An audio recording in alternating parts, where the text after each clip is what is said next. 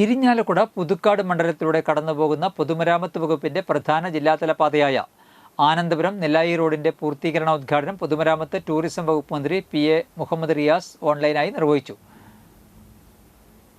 സംസ്ഥാന ബജറ്റിൽ ഉൾപ്പെടുത്തി 10,76 ലക്ഷം രൂപ ചെലവിലാണ് റോഡിന്റെ നിർമ്മാണം പൂർത്തീകരിച്ചത്. പശ്ചാത്തല വികസനത്തിന്റെ കാര്യത്തിൽ കേരളം മുൻപിലാണെന്ന് ഉദ്ഘാടന പ്രസംഗത്തിൽ മന്ത്രി പറഞ്ഞു. റോഡ്, പാലം, കെട്ടിട നിർമ്മാണ മേഖലകളിലെല്ലാം മുന്നേറ്റം സാധ്യമായിട്ടുണ്ട്.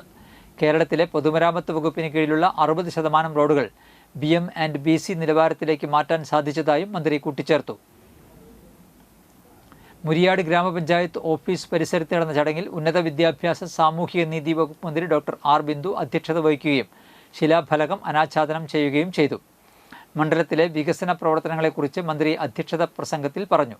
നാടിൻ്റെ മുഖച്ഛായ മാറുന്നതിന് തരത്തിലുള്ള വികസന പ്രവർത്തനങ്ങളാണ് സർക്കാർ നടത്തുന്നത്. അടിസ്ഥാന സൗകര്യ വികസനത്തിനാണ് സർക്കാർ മുൻതൂക്കം നൽകുന്നതെന്നും മന്ത്രി കൂട്ടിച്ചേർത്തു. ചടങ്ങിൽ കെ രാമചന്ദ്രൻ MLA വിശിഷ്ട അതിഥിയായി. ഇരിഞ്ഞാലക്കുട ബ്ലോക്ക് പഞ്ചായത്ത് പ്രസിഡന്റ് ലളിത ബാലൻ, മുരിയാട് ഗ്രാമപഞ്ചായത്ത് പ്രസിഡന്റ് ജോസ് ചിറ്റിലപ്പള്ളി, പറപ്പൂക്കര ഗ്രാമപഞ്ചായത്ത് പ്രസിഡന്റ് EK അനൂപ്, ആളൂർ ഗ്രാമപഞ്ചായത്ത് പ്രസിഡന്റ് KR ജോജോ, ഇരിഞ്ഞാലക്കുട നിരത്ത് ഉപവിഭാഗം assistant executive engineer PP Rabiya, ജനപ്രതിനിധികൾ, വിവിധ രാഷ്ട്രീയ പാർട്ടി പ്രതിനിധികൾ, ഉദ്യോഗസ്ഥർ തുടങ്ങിയവർ പങ്കെടുത്തു.